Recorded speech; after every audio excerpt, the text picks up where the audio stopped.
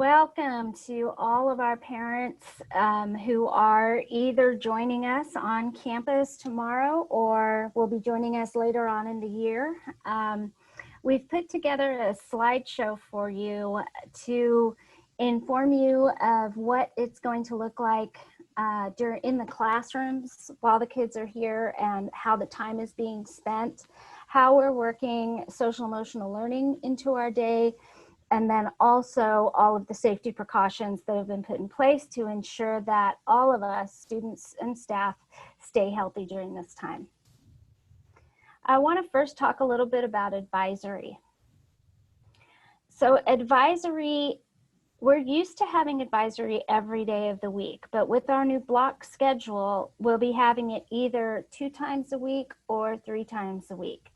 So every time that students are in advisory, they will be encouraged by their advisory teacher to set up office hours with any teachers that they need to meet with for tutoring purposes, or if they have any questions about their grades or anything like that. They'll be able to set up times to meet with them, all of their academic teachers or their elective teachers. So that's going to be one portion of the advisory time. And they'll also have time to work independently on any assignments or any studying that they need to do for tests. On Monday and Tuesday, depending on which day you have your advisory class, in addition to meeting with academic teachers for tutorial purposes and having independent study time, their advisory teacher is going to walk them through the steps of checking their grades in Home Access Center. So at the beginning of every week, every child will be walked through this step with their teacher so that they are taking responsibility for their grades, for missing assignments, for meeting with their teachers to find out what they need to do, or for tutoring purposes, as I said. So that's going to be every Monday and Tuesday. Wednesday and Thursday will be when we focus on our social emotional learning curriculum with Second Step. So on Wednesday and Thursday, they'll start their advisory period with their Second Step social emotional learning lesson. Then they'll move into that academic tutorial time with any of their teachers. And then they'll have independent time to work on any homework assignments or study for any tests.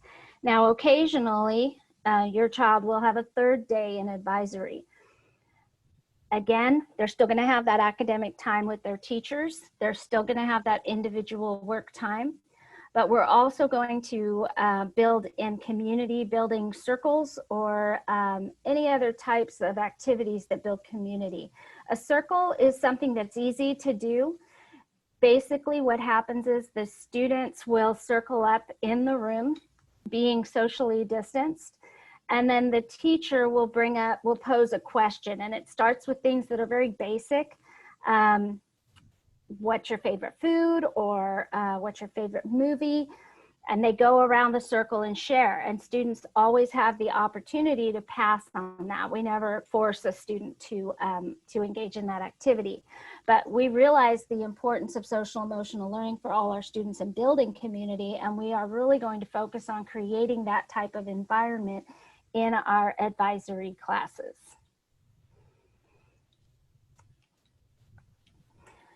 On times when, again, focusing on that community building, these are just a list of some other activities that they might be participating in during advisory time. As you know, we are a Capturing Kids' Hearts campus. And so Capturing Kids' Hearts activities include writing affirmations, sending positive emails to teachers or to family members. They might also do a final check of grades for the week.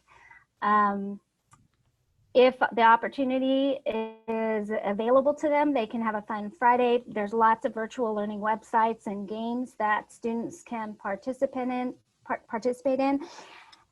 or games in person where they can do things like Simon Says or the telephone game and things like that. So again, it's going to be that community building time. They're going to be able to talk and communicate with their peers, and that's going to be the focus of advisory, is really grade checks and time to get assignments done, and then building community within that advisory class.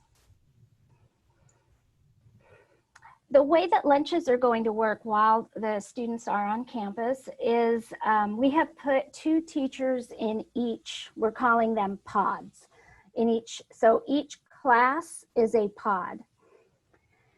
The teachers are required by law to have 30 minutes of duty-free lunchtime. And so that's one of the reasons why we decided to put 2 teachers in a pod. They will work together to relieve each other to have that 30 minutes of duty-free lunch while the other teacher remains with the students. For the students, the CDC and TEA and the district, we did originally hope that we would be able to have our students eat lunch in the cafeteria and be able to socially distance. However, we rethought that after recommendations by the CDC and TEA said that that was not a good safety protocol. And so we have changed that to students eating in their classrooms. So students who bring their lunch will just remain in the classroom with their teacher, while students who need to purchase lunch or use the microwave in the cafeteria will be escorted to the cafeteria while practicing social distancing by another staff member, purchase their food, and then be escorted back to the classroom. I do want to, a couple of reminders here. I do want to remind you to complete the free and reduced lunch application.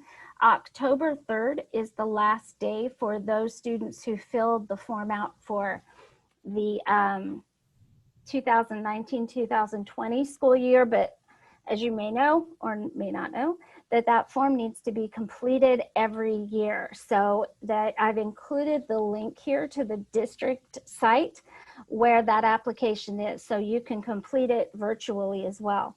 The other thing that I want to encourage you to do is for you parents of 7th and 8th graders is to try to find that student ID, because if they have their ID with them, then they can purchase their lunch hands-free without having to touch anything except their lunch, their to-go box. We will be setting up a time on Thursday for our 6th graders and new 7th and 8th graders to get their IDs made so that they will have those ready to go for next week.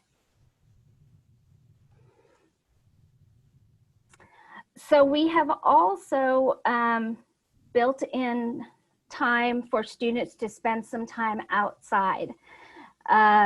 The schedule is made so that we have just a few classrooms going outside at a time. They'll be with both of their teachers when they go outside. There's some activities that they can do. They can walk the track, they can play soccer while maintaining social distance of 6 feet. They can also just sit on the grass and talk with their friends as long as they're maintaining social distance and they're wearing their masks. This time was important for us to include because not only do the kids need fresh air, but they need time away from the screen to decompress a little bit. For those of you who work with the computer daily, day in and day out, you know that there's definite eye strain and other consequences like headaches and things that come with that. So we want to give them some time to get outside every day. I do want to ask for your help with emphasizing with your children the importance of maintaining the safety protocols during this time. That even though it's outside, they still have to keep their mask on, they need to maintain social distance, and they need to make sure that they use hand sanitizer upon reentry to the building. It's important that we follow all of these expectations, because if not, then not only will the district be fined a substantial amount, but also we could run the risk of having the school closed until COVID is, eliminated or everyone is vaccinated. And so it's important that we follow the protocols that are in place, and we appreciate you emphasizing that at home as well. So I've talked a little bit already about social emotional care, but anyone who knows me knows that that's really a priority for me, that students' mental health, students' social well-being is primary importance to me, really, because I know that if we're having issues in that part of the child, then the academics are going to suffer as well. And so we've built in really a lot of different ways for students to have that that social emotional need met. I've talked about the second step lessons during advisory, the community building circles, outside time to socialize, capturing kids' hearts activities where they're affirming each other and really picking each other up, and also fun Fridays during advisory. Now, let me clarify that these activities don't have to happen only during advisory time. If there's a time during an academic class or an advisory class and there's time remaining, then teacher and students are finished with their work, teachers can always circle the class up for a circle time. They can always do some type of community building activity or game. So we're really going to be working on that side of it while they're with us.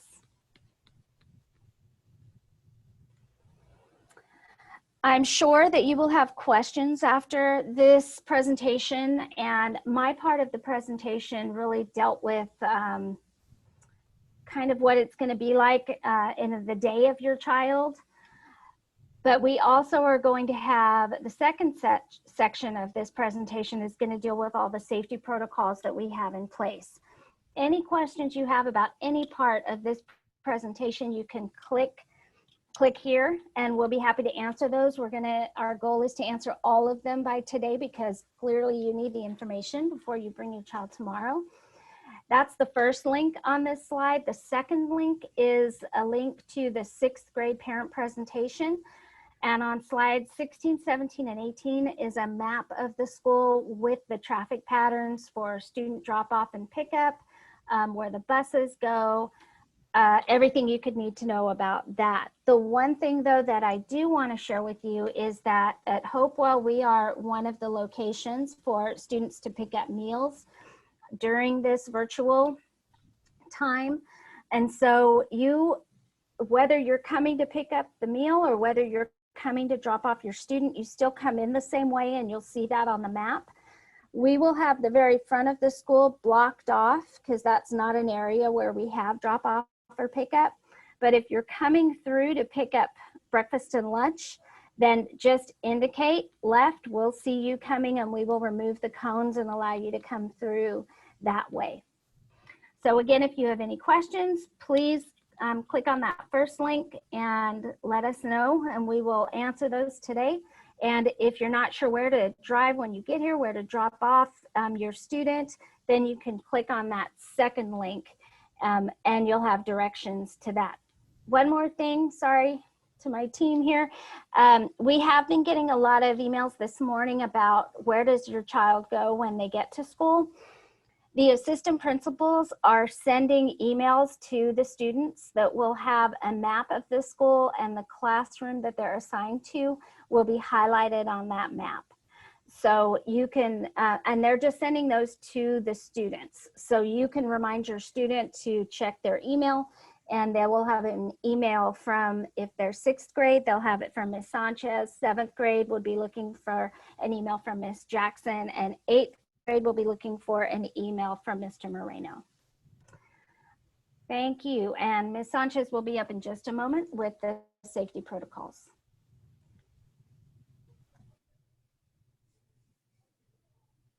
Hello, this is Stacy Sanchez here. I am the 6th grade assistant principal as well as the campus COVID coordinator. And so I'm going to walk you through our reentry plan. But before I walk through Hopewell's plan, I want to share with you a video that the district has put together. You may or may not have seen it, but I want to go ahead and show that video for us.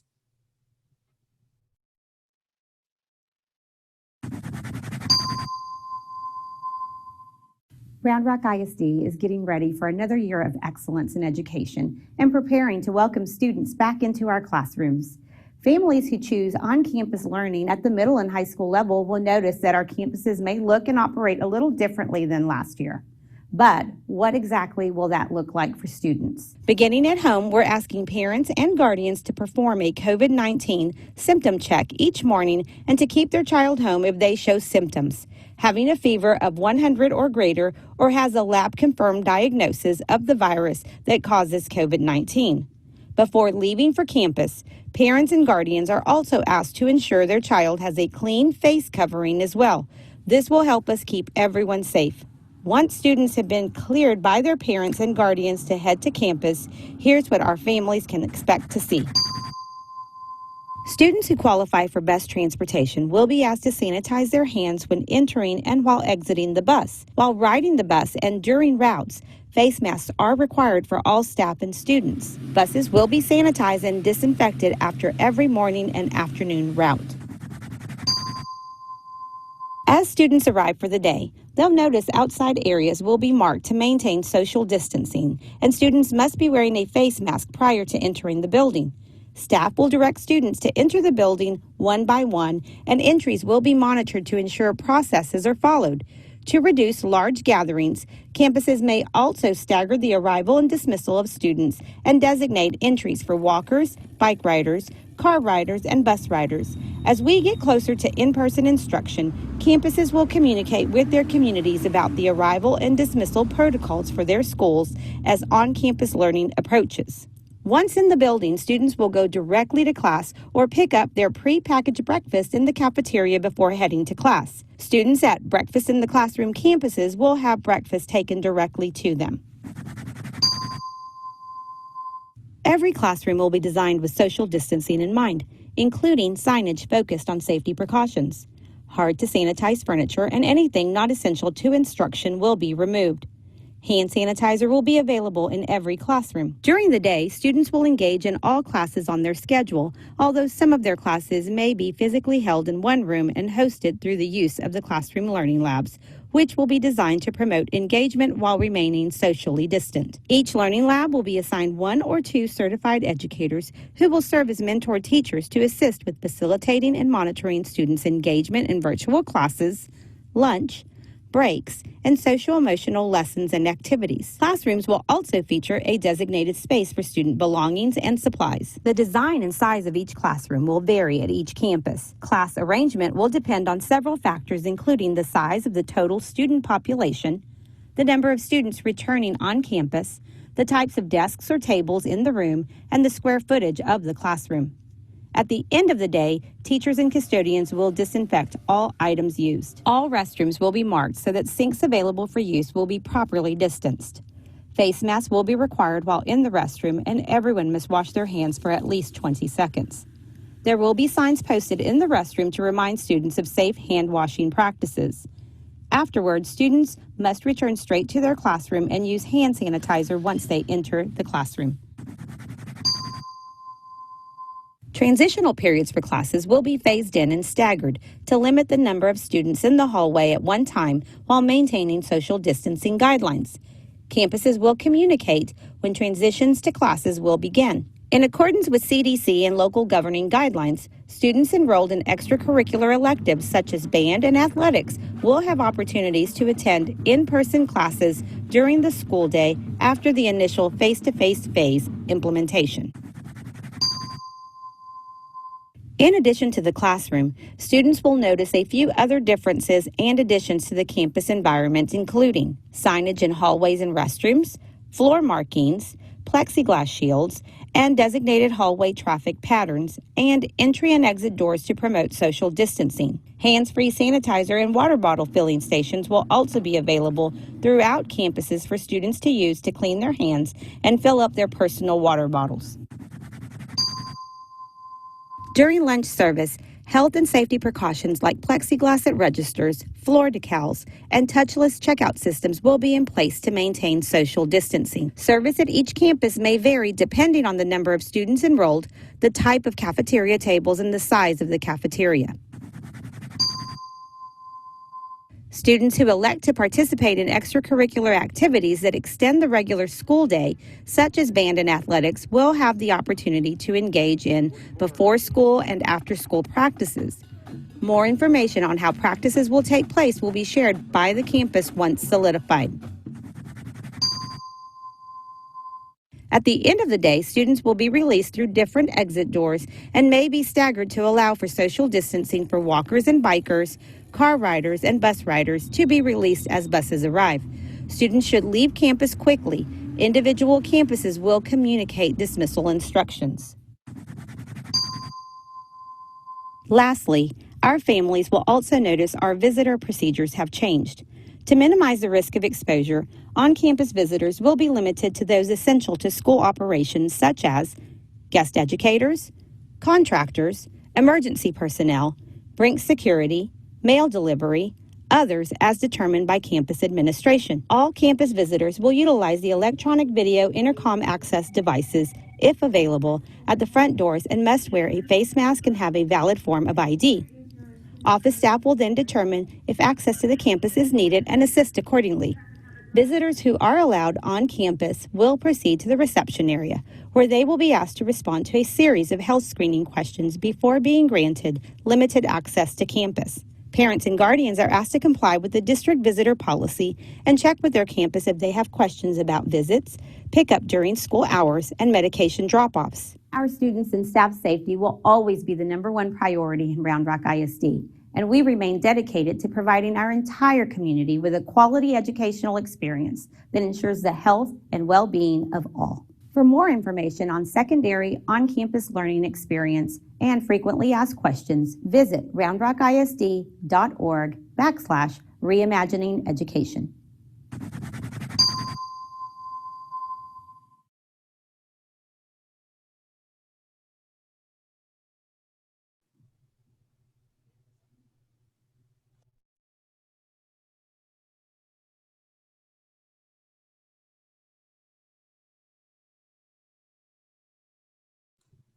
Now that we have just shared with you our video, now I want to go through and talk about how these specific procedures apply directly to Hopewell. As your student is arriving to school, please know our procedures for when you arrive. If you are parent drop off, if you're dropping off your student, you are going to enter through right off Gulf Way and turn in the same parking lot as Union Hill. You will drive around to the side and we'll have staff members out helping to direct traffic. I know Ms. Geringer mentioned before that our parking lot in the front of our building is closed off because that is not part of our process for parent drop-off. If you have a meeting with a teacher or a parent, that should be set up prior to, or medication drop-off with the nurse so that we can assure that we let you in. But if you're dropping off your student, please follow the signs and the staff members indicating where to go. As you pull up, we will be letting students out 3 or 4 at a time so that they're able to social distance as they're entering the building. If your student is a walker or a bike rider, that color is indicated in blue. The student will walk in off Gulf Way, walk in front of Union Hill, and into Hopewell's front office. If you have a 7th or 8th grader, this is a little bit different than what it was last year. So please make sure you review with your students which way they're entering the building. In front of the building, we will have designated areas marked off as students enter the building, implementing social distancing. Again, we'll have staff members out there directing students on where to go and how to enter the building. Buses will be dropped off on the side of the building. As buses pull up, we will be unloading buses 2 at a time, ensuring that students maintain social distancing and are hand sanitizing before entering the building. Please be sure that each morning that you are assessing your child prior to. Here is the daily COVID assessment screener that you should be going through with your child each morning before sending them to school.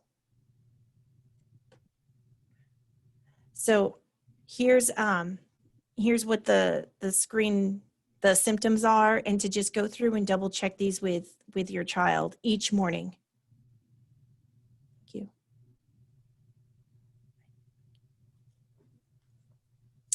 The student must wear their masks at all times, except when eating lunch. Students must use hand sanitizer upon entering the building. Students eating breakfast on campus will need to pick up their pre-packaged food on the way to the cafeteria. We have floor decals and monitors in the hallway that will help direct students on the proper way to the cafeteria from either entrance of the building and then grabbing their breakfast and moving into the classroom. On-campus instruction. When students use the restroom, they must wash their hands and use hand sanitizer when they return to class. Each classroom teacher will ensure that students hand sanitize when entering the classroom. Students must sit in their assigned seat and not change or switch seats with other students. Students' desks will be placed to ensure we keep social distancing, and students must keep their masks on, even if you're 6 feet apart, unless, of course, you're drinking water or eating. Please remember that if students are sneezing, cough, they must do it in their mask, and we have, if the student needs another mask, we'll provide that with them.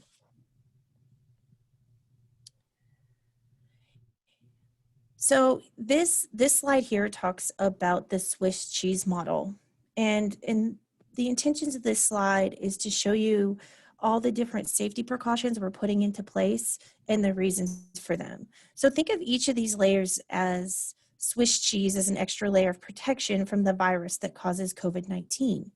Each layer protects you from the virus, and the more that we do to protect ourselves, the less the virus has a chance of infecting you. Our staff and other students on campus. Here are some of the things that you can do to protect yourself, and you can keep each of them, see each of them as a different layer. When you wear your mask, in addition to social distancing, but especially when other social distancing measures are difficult to maintain, washing your hands for at least 20 seconds, covering coughs and sneezes with a tissue and within your mask, avoiding touching your eyes, nose, mouth, or face, maintaining social distancing at all times, cleaning and disinfecting frequently touched surfaces, staying home when sick or after being in close contact with a person with COVID-19, and limiting the use of shared objects.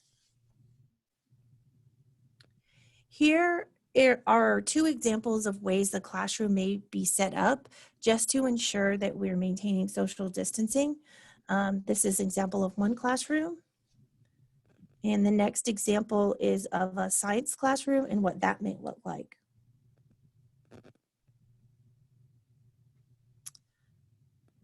Other area procedures. So when students are walking down the hallway, we have directional signs and floor decals indicating where students need to be or where they need to walk down the hallway. We're following a one-way hallway, so students will follow a continuous one-way track when going to their classes in each of the hallways. There are signs, and there'll be staff members out in the hallways to help students know which direction they need to be going.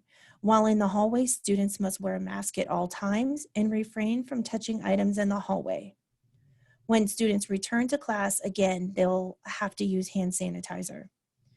When using the restroom, we'll have monitors at each restroom to ensure that there are only 2 to 3 students per restroom. This will depend on the size of the restroom, with certain stalls being blocked off and sinks as well.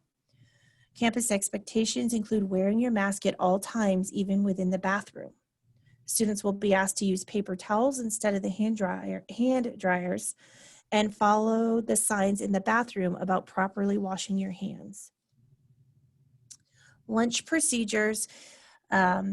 Students and staff must keep social distancing even when eating lunch. So this will look more,